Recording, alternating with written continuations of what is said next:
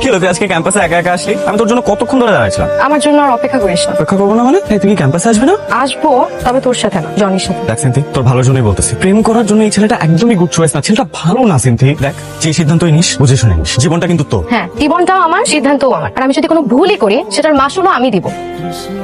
সিনথি দাঁড়া, তোর তো দেখি অনেক সাহস বেড়েছে। প্রায় সন্ধ্যে করে বাসায় ফিরিস, কি করছিলি এতক্ষণ? মা, সব সময় কি ঘুরে ধরে বাসায় ফেরা যায়? বন্ধু বান্ধবের থেকে নোট নিতে হয়, আলোচনা করতে হয়, এই তো একটু হবেই। কোথায় ছিলি, কার সাথে ছিলি? মাহিমের সাথে? মাহিমের সাথে থাকবো কেন? আমার কি বন্ধু হয়ে একটাই, আর কোনো বন্ধু বান্ধব নাই? সবসময় খালি মাহিম আর মাহিম। সিনথি আসো আসো, এটা হচ্ছে কি আমাদের প্লেস। আমাকে এখানে নিয়ে আসছো কেন? চলো আমার বাসায় যাই। তুমি এদিকে আসো, তোমার একটা রিকোয়েস্ট করি, আমার ফোনে না তোমার একটা পিক ছবি দিবা, ওই রকম পিক। ওইরকম পিক মানে? ছি, আমি ওরকম ছবি দিতে পারবো না। করে আমি তোমাকে এতটা তুমি এরকম কেন করতেছো? আমি ওই পোলা না, ওই ভালো পোলা না। আমি তোরে কি এখানে এমনি এমনি নিয়ে আসছে? এখন একদম চুপ। আমি যেরকম যেরকম বলবো ওরকম ওরকমই করবি।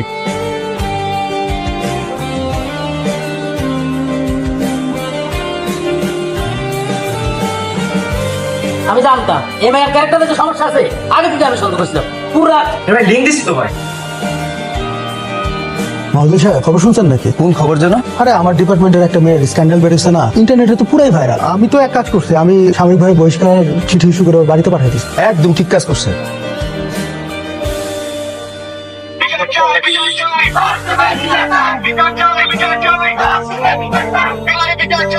আমাদের দেশে খুনি, ধর্ষক, চোর, বাটপার খোলা ঘুরে বেড়ায়, কিন্তু যে ভিকটিম সাধারণ মানুষ তাদেরকে সমাজে কটাক্ষ করা হয়। এই জিনিস আর হতে দেওয়া যাবে না। ধর্ষকের ফাঁসি হতেই হবে।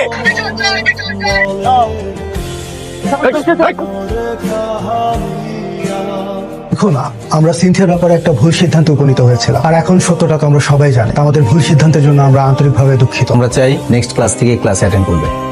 ধন্যবাদ। ধন্যবাদ খান। তুই যে আমার জন্য এত কিছু করলি। আচ্ছা মাহিম, আমার সাথে এমন কেন হলো? আমরা আমাদের অতীতকে কখনো বদলাতে পারি না, নিজের বর্তমানটাকে সুন্দর করে সাজাতে। বর্তমানই পারে আমাদেরকে সুন্দর একটা ভবিষ্যতে নিয়ে যেতে, যদি আমরা চেষ্টা করি। আচ্ছা মাহিম, তুই কি আমাকে ভালোবাসিস?